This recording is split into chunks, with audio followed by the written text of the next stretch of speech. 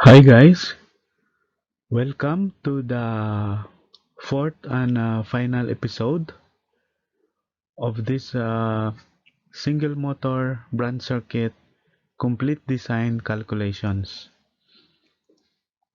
So we have already determined the conductors, the overcurrent protection or short circuit and ground fault protection, the disconnecting means or isolator. We have also determined the controller and the equipment grounding conductor. And here in this episode, we will determine the overload protection for this motor load. So first, let us see. So we'll have again a clear view of what we will be doing. So this again our motor, feeder conductor, short circuit and ground fault protection, branch circuit conductor and equipment grounding conductor, disconnecting means, controller, and overload device. So here we will do this overload device. We will determine the overload device. Overload or thermal protection. We will concentrate on overload protection since thermal protection is internal to the motor and is designed and installed during the motor manufacturing process. So what are we going to determine? For overload, we have to determine the rating range, and this is provided by the code rules. Also, we have to determine the trip setting. Also, this is given by the code rules. The appropriate type of overload device. So this is depend on the application. There are so many types of overload relays and applicability to installation. So we have to decide if this overload is applicable or not to this installation. Overload protection code rules.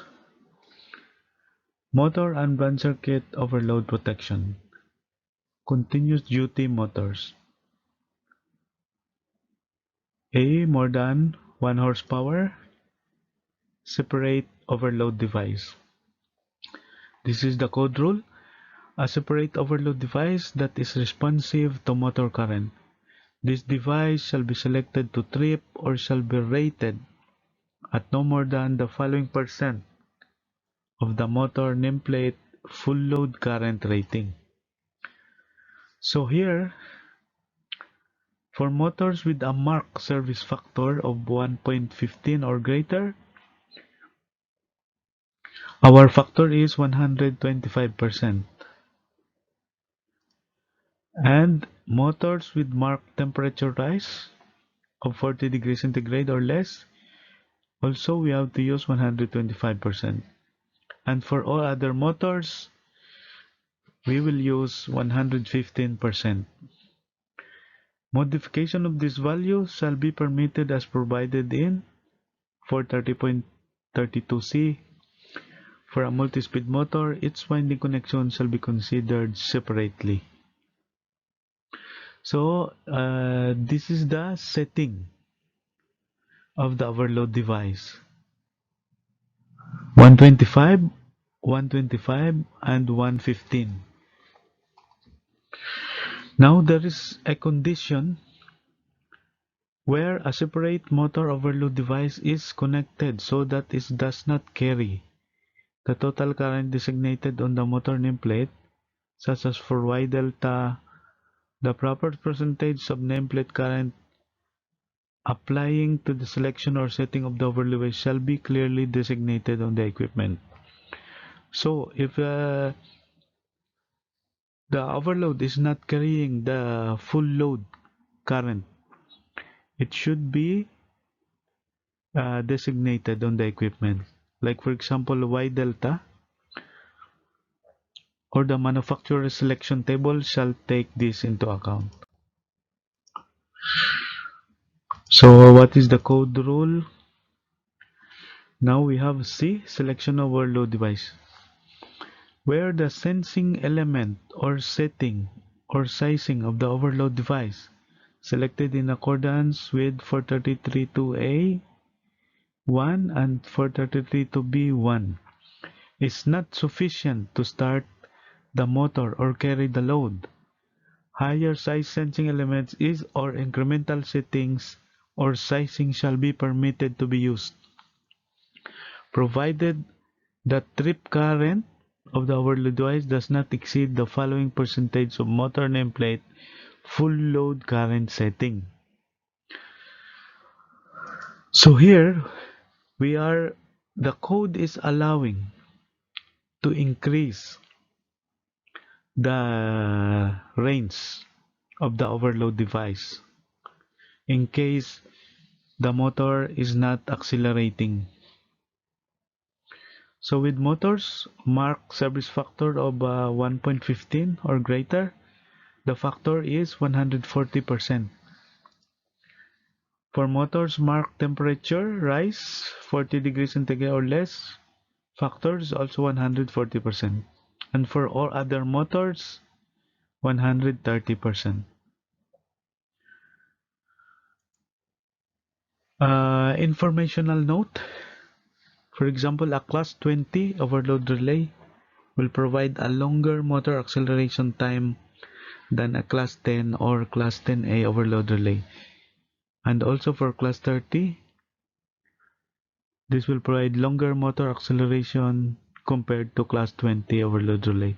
So that means a higher class overload relay will provide a longer time for acceleration. So this is just a note for the engineers or for the design engineers. Now for the calculation, so from the motor nameplate, now we shall use the motor nameplate. Motor nameplate is used for overload calculation. So I rated is 60 ampere as shown in the nameplate. Now I overload trip setting or rating is 60 ampere times 1.15 as per the code. So overload trip setting rating now is 69 ampere. This is the maximum value. This is the setting. In case the setting rating is not sufficient to start the motor, so we have to calculate again. 60 times 1.3 as mentioned in the second provision as allowed by the code. So 60 times 1.3 is 78 ampere, also maximum value. So that means the first one is the setting of the overload device. The second one is the maximum value or the maximum range. So therefore, overload device range, we can put it as below the nameplate value and up to the maximum value. So the overload range must be between 55 ampere or just below 60, or I choose 55 ampere to 75 ampere. This you have to check and select suitable range from manufacturers' product catalogs. Like for example, in the actual catalog, I found this 60 ampere to 80 ampere setting range from OEM catalogs. So this is from the product catalog, 60 ampere to 80. So we can use this range in this motor as overload device range. And also overload device trip setting. The trip setting will be 69 ampere. This is the first calculation given, 60 times 1.15.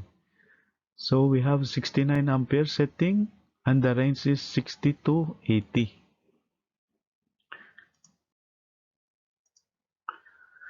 Now let us check again our final circuit design. This is our motor, 30 kilowatt, 80 volt, 60 ampere. The feeder conductor. We have calculated the conductor size, the equipment grounding conductor. We have also the short circuit and ground for protection. We have the disconnect switch. We have also the controller capacity. And now we have the overload range and the overload setting. So here you can see we have completed the single motor branch circuit complete design calculations. Why it is complete? Because we have the short circuit and ground for protection. We calculated also for the conductor size, equipment conductor. We calculated for the disconnect switch if required by the design. And the controller we also have determined, and the overload range and setting. So this is the complete design for single motor branch circuit. So thank you again for watching. Thank you for listening. My name is Albert and my channel is Einbert Electric. Hope you like my presentation. Just click like, click subscribe, and click the notification bell and select all so that you will not miss any of my succeeding video lecture episodes. Thank you and God bless.